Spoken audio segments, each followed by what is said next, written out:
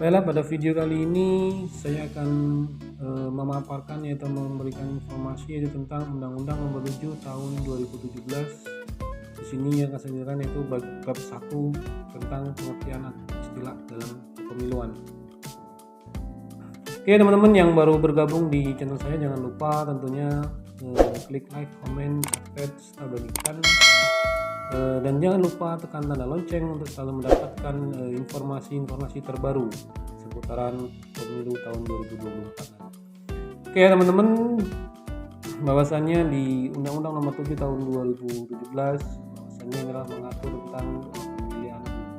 Ya, di sini di bab yang pertama, bab 1, di sini saya akan pasal 1 dalam undang-undang ini yang dimaksud dengan di sini pasal 1 bahwasanya pemilihan umum yang selanjutnya disebut dengan pemilu adalah sarana kedaulatan rakyat ya untuk memilih anggota Dewan Perwakilan Rakyat, anggota Dewan Perwakilan Daerah, presiden dan wakil presiden, dan untuk memilih anggota Dewan Perwakilan Rakyat daerah yang dilaksanakan secara langsung, umum, bebas, rahasia, jujur, dan adil dalam Negara Kesatuan Republik Indonesia berdasarkan Pancasila dan Undang-Undang Dasar Negara Republik Indonesia tahun 1945.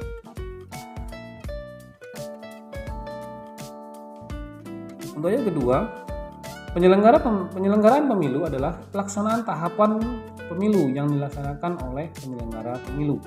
Ya.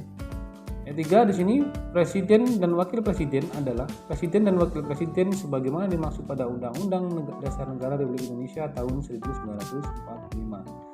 4. Dewan Perwakilan Rakyat yang selanjutnya disingkat DPR adalah Dewan Perwakilan Rakyat yang sebagaimana dimaksud dalam Undang-Undang Dasar Negara Republik Indonesia tahun 1945. Kelima, Dewan Perwakilan Rakyat Daerah selanjutnya disebut dengan DPD adalah Dewan Perwakilan Daerah sebagaimana dimaksud dalam Undang-Undang Dasar Negara Republik Indonesia tahun 1945. Keenam, Dewan Perwakilan Rakyat adalah yang selanjutnya disingkat dengan DPRD adalah Dewan Perwakilan Rakyat Daerah Provinsi dan Dewan Perwakilan Rakyat Daerah Kabupaten Kota sebagai dimaksud dalam Undang-Undang Dasar Negara Republik Indonesia tahun 1945.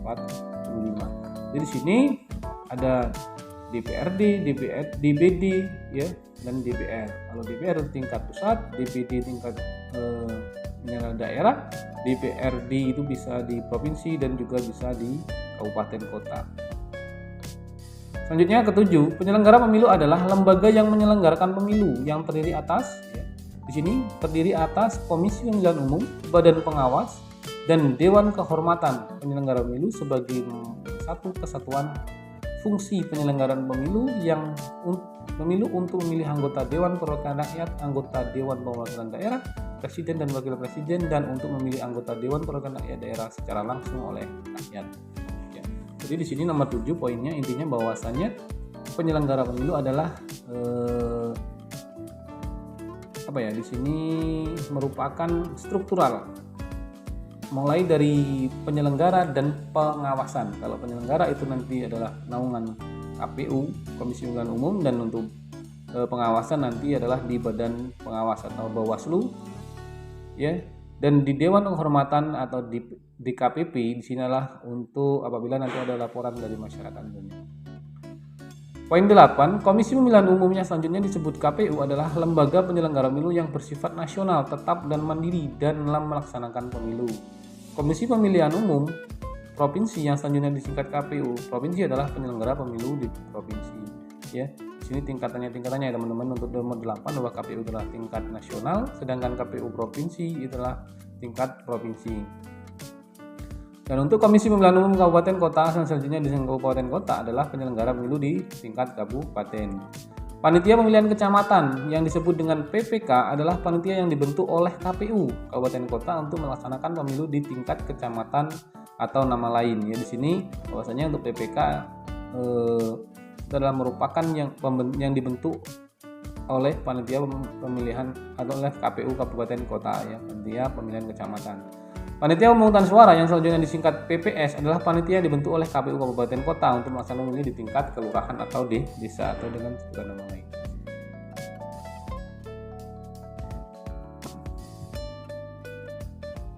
(13) Panitia Pemilihan Luar Negeri yang selanjutnya disingkat PPLN adalah panitia yang dibentuk oleh KPU untuk melaksanakan pemilu di luar negeri. Next. 14. 14, kelompok penyelenggara pemungutan suara yang selanjutnya disingkat KPPS adalah kelompok yang dibentuk oleh PPS untuk melaksanakan pemungutan suara di tempat pemungutan suara. Nah, inilah KPPS adalah ujung tombak dari pelaksanaan pemilihan di setiap pemilu. Itu adalah yang menjadi ujung tombak atau pelaksana utama adalah KPPS. Kelompok penyelenggara pemungutan suara luar negeri yang selanjutnya disingkat KPPSLN adalah kelompok yang dibentuk oleh PPLN untuk melaksanakan pemungutan suara di tempat pemungutan suara luar negeri. 16. Petugas pemutakhiran data pemilih yang selanjutnya disebut Pantarlih adalah petugas yang dibentuk oleh PPS atau PPLN untuk melakukan pendaftaran dan pemutakhiran data pemilih.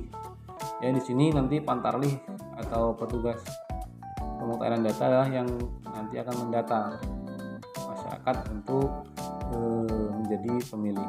Badan pengawas pemilu yang selanjutnya disebut Bawaslu adalah lembaga penyelenggara pemilu yang mengawasi penyelenggaraan pemilu di seluruh wilayah negara kesatuan Republik Indonesia.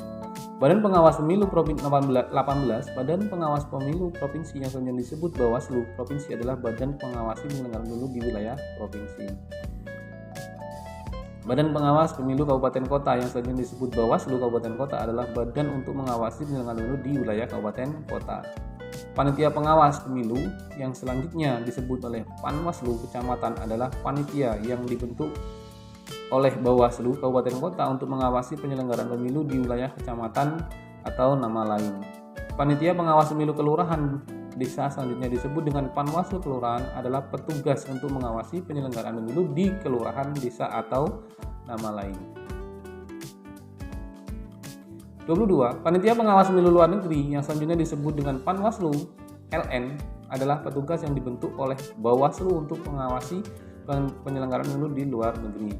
Pengawasan tempat pemungutan suara yang selanjutnya disebut pengawasan TPS adalah petugas yang dibentuk oleh Panwaslu kecamatan yang dibentuk Panwaslu kelurahan. Untuk membantu Panwaslu ke kelurahan inilah pengawas TPS. Next, 25. Tempat pemungutan suara yang selanjutnya disingkat TPS adalah dilaksanakan pemungutan suara. Tempat dilaksanakannya ya, kalau TPS ini adalah tempat.